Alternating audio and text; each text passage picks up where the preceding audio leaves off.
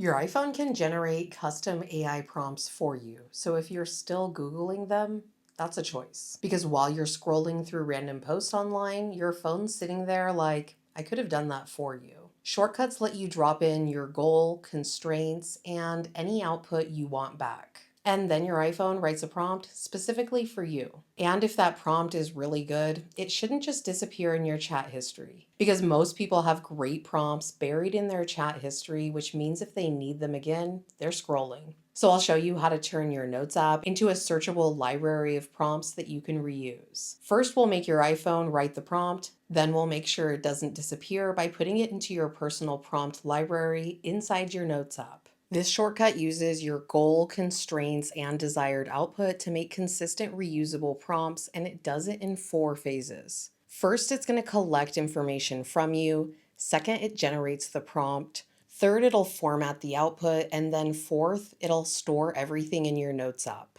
This way, you're not writing prompts from scratch every time you use ChatGPT. Let's build it. The first thing you're going to do is open your Notes app and make a new folder for your prompts. Then open Shortcuts, tap the plus sign to create a new one. And if you want your iPhone to write effective prompts, you need to give it good directions. This is not the place to be vague. So the first action we're going to use is ask for input. This is where you put your goal when you're running the shortcut, and that means whatever you put here is what you're trying to actually accomplish. Like if you're writing a marketing email, summarizing a document, or creating a step-by-step plan. This is where you'll identify the task. And really quickly, I'm going to run the shortcut just to show you exactly what that looks like. So when you run the shortcut, it's just going to ask for your goal. Okay, we can hit cancel.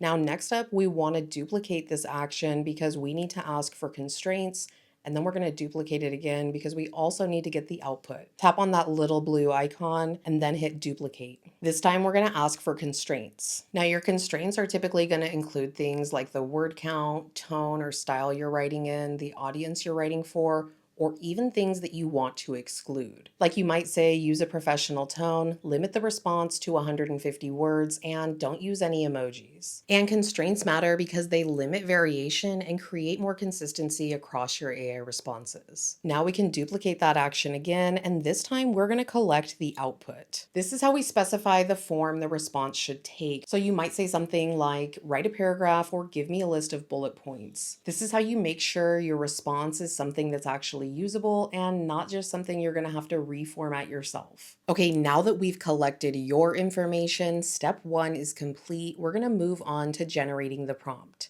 So add an action under Apple Intelligence to use a model. And if you're not using Apple Intelligence, I'll show you an alternative way to set up this shortcut with the Ask ChatGPT action later in the video. So I'm going to use ChatGPT and we're going to use a prompt like this. Generate a highly effective AI prompt based on the following criteria. Here's my goal, constraints, and output.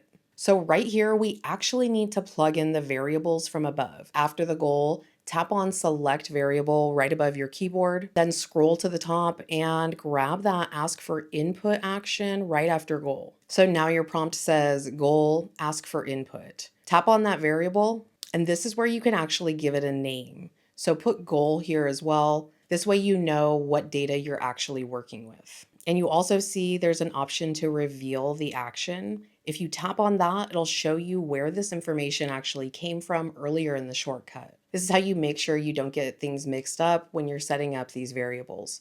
Now plug in the constraints and the output the same exact way. First, I'll select the variable, then tap on it and give it a name. So now if you ever want to edit or adjust the prompt, it doesn't just say ask for input over and over. You actually know what you're working with. The first part of our prompt was our goal. Now we need to set constraints. Add this. Combine the goal, constraints, and desired output into a structured prompt. Then finally, for our output, we're going to say output the following: the title, purpose, and prompt. And use lowercase letters for all the fields that we're requesting here at the bottom: the title, purpose, and prompt. That's step 2. A prompt's been generated, so now we're going to format it. When you use regular ChatGPT, it tends to get really excited and offer a little more than what you asked for. So if we send this over as a regular prompt, we're going to get a variety of responses. To keep things consistent, toggle down on this action and then select the output as dictionary. This way we're going to get clean, structured fields every time. Apple Intelligence generates a title for the note, a purpose for the prompt, and the prompt itself. Okay, and since we're going to get a dictionary as a result of this action, we need to get the values out of that dictionary. So use the action get dictionary value to grab the title, purpose, and prompt from the fields above. Here, I've got the action. I'm going to duplicate it 2 times because I want to get 3 things out of the dictionary. And above, we used all lowercase. So to keep life easy, we're going to use all lowercase here. First, add the word title. The next key we'll grab is purpose. And then last, let's get the prompt. Add a text action, and we're going to format these nicely just using simple markdown. Start the first line with 2 asterisks before and after the word purpose, then leave a space, and then the variable from above. Then we're going to leave 1 blank line, and then underneath that, use 3 backticks on either side of the actual prompt from the dictionary value above. Go to the apostrophe key, long press, and select the one all the way to the left. You want 3 of these in a row with no spaces between, then the prompt, then 3 more of these. So this is what it'll look like when you're done. There's actually 3 lines, one of them's blank. The first line has the purpose and the second line has your prompt.